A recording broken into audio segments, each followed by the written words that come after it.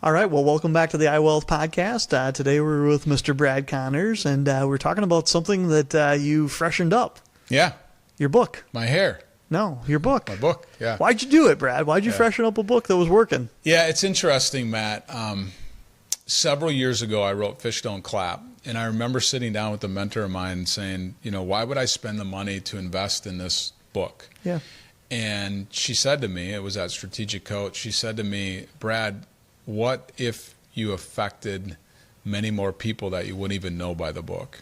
And she gave me an exercise to sit down and ask why 5 times. Why would I write the book and not give this money to charity? And when that answer is, then ask why about that answer, and went through it. And it was like, I need to do this. And so we did it.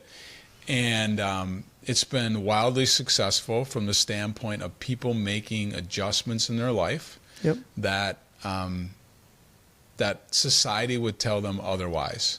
Society would tell them that you hit your number to retire, you're at 65 and retirement age, it's time to retire.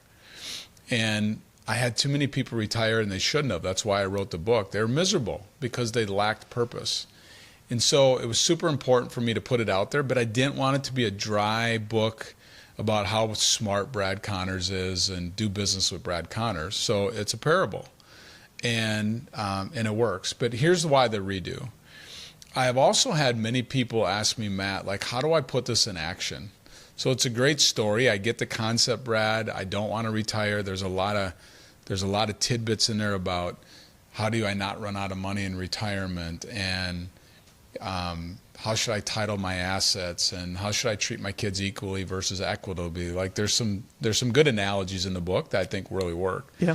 But they asked me, like, how do I put it into practice? And I'm like, well, after talking about it and going through it, I'm like, let's add a chapter. Let's redo a little bit of the book, but let's add a chapter at the end that puts it all together. And I wrote that chapter so that somebody could read the book, get to the last chapter, and now it's Brad present day telling them these are the traits that you will look for when you're looking for a financial advisor firm that you might want to work with. And I think that's super important because I get asked that question quite often. I've got people that have read the book in Missouri that are like, how do I find this advisor that fits? And so what are the traits I should be looking for? What are the questions I should ask? Things like, when you go to see them, look around, do they have their family pictures on their desk? And what are their core values and stuff like that? So I really wanted to bring it all together. We freshened up how it looks. I went and sat in what I said the confession booth was for 2 days in Chicago. And you get a kick out of this because you're an audio-visual guy, but we recorded it for an audiobook, right? Yep. And so I went to this guy's studio, great guy, Christian guy. But I sat in his studio that was a sound booth, and it looked like a confession booth from my early days as a Catholic, and read my book for like 2 straight days. Yeah. And he edited it. So we got it coming up on Audible. We're going to do some speaking engagements with it to try to help educate people. We have a workshop built around the book. Like, there's just a lot of cool things going on with it. Super excited about it. But I have had people like, why would you put the time, effort, and energy into it and redo the book? And maybe you've asked that yourself. Like, why are you doing this, Brad? Yeah, have you thought about it? It seems like a lot of extra work. Yeah. Have you thought about that? Or? Well, and just when you're talking about the book, it's interesting because the last piece of it is, how do I implement? To me, it sounds like the thing that you've worked on at the end is that last gear shift of now we've laid the groundwork. You went from first gear to second gear, and you understand a lot of the why. And then the last piece of it is, that 5th or 6th gear where now you're on the implementation side. Yeah. And here's the other piece that came out of this that's really cool. So we have a QR code that we put in the back of the book. Okay. And so we created some software for ourselves 5 or 6 years ago. We call it 4 Days Coming, Plan on Purpose. Our clients have access to this software.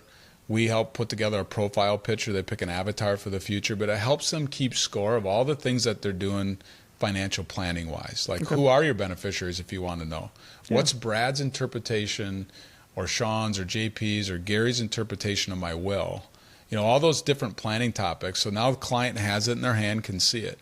But we have advisors now that we're licensing it, that they're using it. Okay. And so we have advisors around the country using it. And so what's really cool is as this grows, as the network grows, if somebody wants to scan that QR code after they read it in Ohio, Yep. and say, is there somebody locally around me that I want to work with, or who are the 50 advisor or 50 firms that are using this, they can look through the firms and kind of interview some people and say, I want people that do this type of planning for me. So we're trying to solve that puzzle. The for them. network piece of that. So you've introduced a network element to the new book. Yeah. And I think that's important. Like if I'm hanging out with you and you recommend somebody that's a friend of yours, like I intrinsically trust that person. Yes. Because it's a friend of yours. And so if you read Fish Don't Clap and you like the planning topics and how planning gets done there, why wouldn't you want to at least interview somebody that uses that same concepts and methodology when it comes to investing and planning? Right? There you go. Yeah. A lot of good work on the book front, huh? Yeah, I can't wait. It's going to be out in October, and we got a lot of kind of PR stuff that's coming out with it and things like that. I always say that I love myself, kiddingly, but I try not to let my head swell because I'm writing a check and redoing the book. But I really hope it helps people. That's the ultimate why behind iWealth, behind Fish Don't Clap and all this stuff, is to help more people, Matt. Yep. And the more people you help, the more you get helped. It's interesting, right? And they can still buy the book, right, through Amazon? Yeah, Amazon and Barnes & Noble and all those different places where you want to grab the book. So yeah, go out and get it. Take a look. Let us know what you think of it.